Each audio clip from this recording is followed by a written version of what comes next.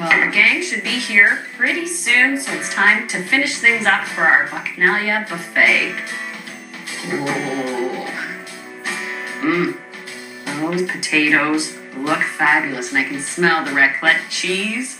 And, of course, where would I be today without this ham? I think I'll leave it here and let Michael take care of it and bring it outside. He's going to be in charge of carving. Potatoes, the ham. This is one spectacular buffet. So the last thing to do is actually put together and arrange the salad. So to arrange the salad, I really want to punch up the color, the sort of autumn colors. So I'm using some Treviso Radicchio. And I cut the pieces of the apple and fennel so they were in larger pieces so they're easier to grill. Now I want to cut them down a little bit so they're easier to eat.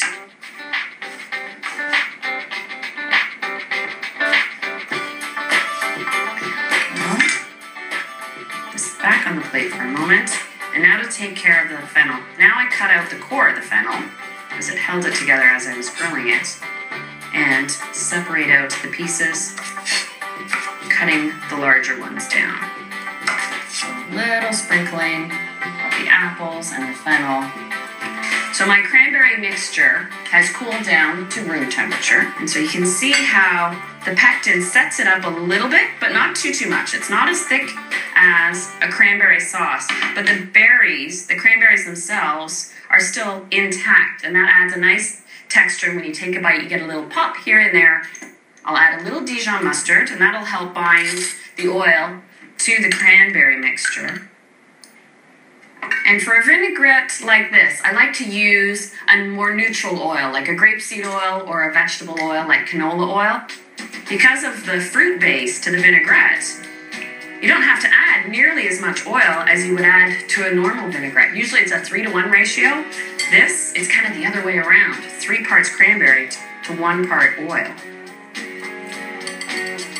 So I'll spoon this over top. It's that nice hit of color. Find a little sprinkle of salt and pepper. And I'm not quite done yet. The finishing touch. A little more crunch and a punch of color.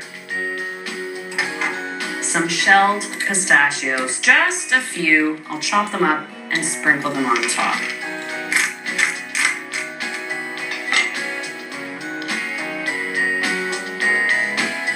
Now that is our regal looking salad. This is going to be one spectacular buffet.